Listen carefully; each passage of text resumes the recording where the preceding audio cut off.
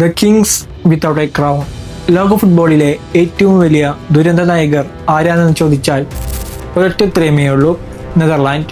3 തവണ world cup ഫൈനലെത്തിയിട്ടും ഒരിക്കൽ പോലും ആ സ്വർണ്ണ കിരീടത്തിൽ മുത്തമിടാൻ ഭാഗ്യം ലഭിക്കാത്തവർ. ഫുട്ബോൾ ലോകം അവരെ വിളിക്കുന്നത് അൺക്രൗഡ് കിങ്സ് അഥവാ കിരീടമില്ലാത്ത രാജാക്കന്മാർ എന്നാണ്. നിർഭാഗ്യം എപ്പോഴും വേട്ടയാടുന്ന ഡച്ച് പട ഇന്നത്തെ അവരുടെ സ്ക്വാഡിൽ സ്പീഡ് ഡെപ്ത് വെച്ച് നോക്കുമ്പോൾ എത്രത്തോളം ഡേഞ്ചറസ് ആണ്. അവരുടെ ആ പഴയ ടോട്ടൽ ഫുട്ബോൾ ഫിലോസഫിയിൽ നിന്ന് ഇന്നത്തെ ടീമിലേക്കുള്ള എന്താണ് മാറ്റമെന്ന് നമുക്ക് നോക്കാം. നെതർലാൻഡ് എന്ന് പറയുമ്പോൾ ആദ്യം മനസ്സിൽ വരേണ്ടത് സാക്ഷാൽ യോഹാൻ ക്രൈഫിനെയാണ്.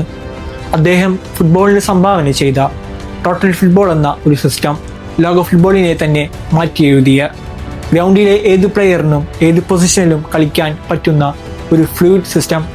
പക്ഷേ ഫുട്ബോളിനെ ഇത്രത്തോളം മനോഹരമാക്കിയിട്ടും അവർക്ക് മാത്രം ലോകകപ്പ് കിട്ടിയില്ല. കഴിഞ്ഞ കുറച്ച് വേൾഡ് കപ്പുകളുടെ കാര്യം മാത്രം എടുത്താൽ മതി. 2010 ഫൈനലിൽ ഇനിയസ്റ്റയുടെ ആ ഒരു ഗോളിൽ തകർന്നടിഞ്ഞ സ്വപ്നങ്ങൾ. 2014 അവിശ്വസനീയമായ പ്രകടനം കാഴ്ചവെച്ച് സെമി ഫൈനൽ വരെ എത്തിയ അവർ അർജന്റീനയോട് പെനാൽറ്റിയിൽ വീണു. പിന്നെ 2018 ലോകകപ്പിന് യോഗ്യത പോലും നേടാൻ കഴിയാതെ പോയ ആ ഒരു വലിയ ഡാർക്ക് എറ, അതിൽ നിന്ന് കരകയറി 2022 എത്തിയപ്പോൾ വീണ്ടും അർജന്റീനയോട് തന്നെ പൊരുതി തോറ്റ് ക്വാർട്ടറിൽ പുറത്തായി. ശരിക്കും ഒരു ലക്ക് ഇല്ലാത്ത ടീം എന്ന് തന്നെ പറയേണ്ടി വരും. ചരിത്രത്തിൽ ആദ്യമായി ലോകത്തെ ഏറ്റവും ബെസ്റ്റ് ഡിഫൻസ് ഡെപ്ത് ഉള്ള ടീമായി നെതർലാൻഡ് മാറിക്കഴിഞ്ഞു. Captain Virgil van Dijk, Matthijs de Ligt, Nathan Aké, Stefan de Vrij, Micky van de Ven. Central back പൊസിഷനിൽ മാത്രം ഇവർക്കുള്ള ഓപ്ഷനുകൾ കണ്ടാൽ ആരും ഒന്ന് ഞെട്ടും.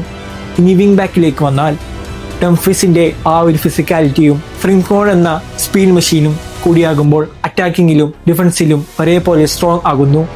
ഏത് വലിയ അറ്റാക്കിംഗ് ടീമിനും ഈ ഒരു ഡച്ച് മതിലിനെ പൊളിക്കുക എന്നത് വലിയൊരു ടാസ്ക് തന്നെയാണ്. മിഡ്ഫീൽഡിലേക്ക് വന്നാൽ അവിടെ കളി മെനയുന്നത് ഫ്രാങ്കി ഡിയോൺ. പുള്ളിയുടെ ആ ഒരു ബോൾ പ്രൊഗഷൻ ആണ് ഈ ടീമിന്റെ ശരിക്കുള്ള എഞ്ചിൻ. ബാക്ക് ലൈനിൽ നിന്ന് ബോൾ വാങ്ങി കൃത്യമായി അത് ഫ്രണ്ടിലേക്ക് എത്തിക്കുന്ന ഒരു പ്ലേ മേക്കിംഗ് സ്കിൽ ഡിയോങ്ങിനെ പോലെ ചെയ്യുന്നവർ വളരെ കുറവാണ്. പുള്ളിക്ക് കൂട്ടായി സാവി സിമിയോസിനെ പോലെയുള്ള അൾട്രാ ടാലന്റഡ് ആയ യങ് പ്ലേയേഴ്സും ഇപ്പോൾ ഈ സ്ക്വാഡിന്റെ ഭാഗമാണ്. അറ്റാക്കിങ്ങിൽ പണ്ടത്തെ പോലെ റോബൻ അല്ലെങ്കിൽ ബെൻ പെർസി പോലെയുള്ള സൂപ്പർ സ്റ്റാറുകൾ ഇല്ലായിരിക്കാം. പക്ഷേ കോഡി ഗാപ്കോ, മെംഫിസ് ഡിപ്പെ എന്നിവരെല്ലാം ചേരുന്ന ഒരു സിസ്റ്റമാറ്റിക് അവർക്കുണ്ട്. വ്യക്തിഗത മികവിനേക്കാൾ ഉപരി ഒരു കംപ്ലീറ്റ് ടീം ഗെയിം കളിക്കുന്നവരാണ് ഇന്നത്തെ ഡച്ച് നിര. ഗോതരമായ ഒരു ഡിഫൻസ്, കളി കൺട്രോൾ ചെയ്യാൻ കെൽപ്പുള്ള ഡിയോങ്ങിനെ പോലൊരു മിഡ്ഫീൽഡർ, ക്രൈഫിന്റെ നാട്ടിൽ നിന്ന് വരുന്ന പുതിയ ടാലന്റുകൾ. ഈ സ്ക്വാഡ് ഡെപ്ത് വെച്ച് നോക്കുമ്പോൾ ഏറ്റവും കൂടുതൽ സാധ്യതയുള്ള ടീമുകളിലൊന്ന് നെതർലാൻഡ് തന്നെയാണ്.